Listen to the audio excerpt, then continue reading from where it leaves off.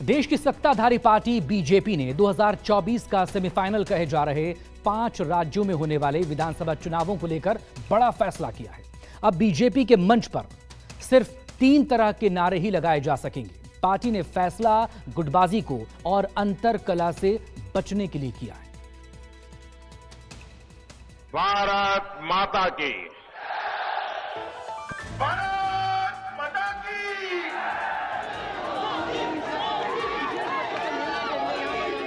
इन नारों से इतर कोई और नारा नहीं लगेगा। और प्रचंड आवाज से बोलिए, भारत माता की। मुख्यमंत्री हो या फिर कैबिनेट मंत्री, समर्थक उनके पक्ष में नारेबाजी नहीं कर पाएंगे।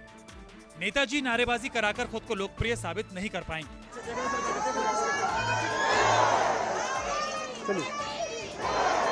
5 राज्यों में होने वाले विधानसभा चुनाव से पहले देश की सबसे बड़ी और सत्ताधारी पार्टी बीजेपी ने गुटबाजी को खत्म करने के लिए रास्ता निकाला है। बीजेपी चाहती है कि संगठन के अंदर की गुटबाजी चुनावी मंच और रैली के दौरान ना दिखे। दरअसल जब भी विधानसभा चुनाव के लिए रैली का दौर शुरू होता है तो राज्य के तमाम नेता मंच से अपने लिए नारे लगवाकर खुद को ताकतवर दिखाने की कोशिश करते हैं, खुद को दूसरों से लोकप्रिय साबित करने की कोशिश करते हैं। फिलहाल राजस्थान, छत्तीसगढ़, मध्य प्रदेश और तेलंगाना में आंतरिक गुटबाजी बीजेपी के लिए समस्या बनी हुई है। इन सभी राज्यों में कई नेताओं के मन में मुख्यमंत्री का चेहरा बनने की महत्वाकांक्षाएं जाग गई हैं और इनके समर्थक भी मौका देखकर अपने अपने नेता के पक्ष में नारेबाजी करते हैं, जिससे गुटबाजी को भी हवा मिल जाती है। लेकिन अब बीजेपी आलाकमान ने इस नारेबाजी और गुटबाजी को रोकने का उपाय ढूंढ लिया है। पार्टी ने तय किया है कि अब छोटी बड़ी जिला या प्रदेश स्तर की बैठक में किसी नेता या मंत्री का व्यक्तिगत नारा नहीं लगेगा।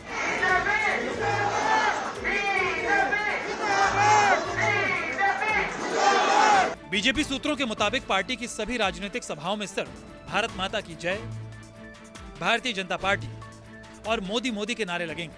भारत माता की, भारत माता की।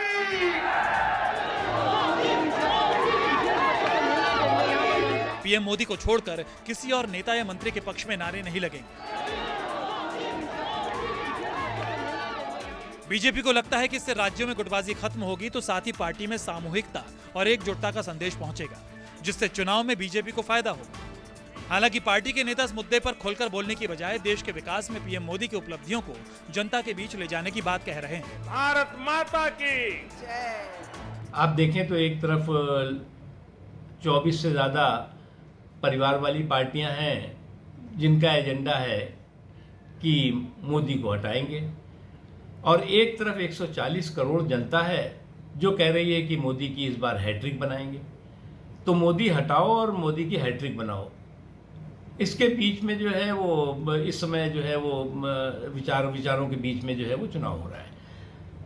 मोदी जी ने जो गांव, गरीब, किसान, झुग्गी झोपड़ी के इंसान, जो गरीब कल्याण के लिए किया है, जो पिछड़े कमज़ोर तबकों के लिए किया है, वो एक बहुत बड़ा मुद्दा है। और इन्हीं मुद्दों के इर्द गिर्द हम अपने लेखे झुके के साथ जनता के बीच जाएंगे।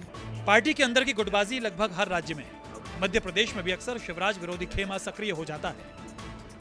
राजस्थान में पार्टी का चेहरा कौन होगा, मुख्यमंत्री पद का उम्मीदवार कौन होगा, इसे लेकर पार्टी ने अभी स्थिति साफ नहीं की है। इस वजह से पार्टी के कई नेता, वसुंधरा समेत कई नेता और उनके समर्थक चाहते हैं कि उनके नेता ही मुख्यमंत्री का चेहरा बने या प्रचार समिति के प्रमुख बनाए जाएं। वहीं छत्तीसगढ़ में भी पहले रमन सिंह मुख्यमंत्री थे, लेकिन इस बार मुख्यमंत्री का चेहरा कौन होगा ये तय नहीं है। लिहाजा अब रमन सिंह का जब कद छोटा हुआ तो दूसरी पंक्ति के नेता भी अपने आप को सीएम के तौर पे प्रोजेक्ट किए जाने की ख्वाहिश रखने लगे हैं। वहाँ भी बवाल है। इसके अलावा आप तेलंगाना चल ले, जहाँ बीजेपी अभी अपना पैर जमाने का प्रयास कर रही है, वहाँ अभी तक बंदी संजय कुमार जो कि प्रदेश अध्यक्ष हैं, वो एकमात्र सर्वमान्य नेता थे। लेकिन टीआरएस से आने वाले एटला राजेंद्रन से भी अब उन्हें चुनौती मिल रही है और बताया जा रहा है, सूत्र बताते हैं पार्टी के, कि एटला राजेंद्रन को हो सकता है कि पार्टी राज्य के प्रचार प्रमुख का पद दे दे। ऐसे में वहाँ भी पार्टी के अंदर गतिविधियां तेज हो गई है और अंतर्कलह तेज हो गया है।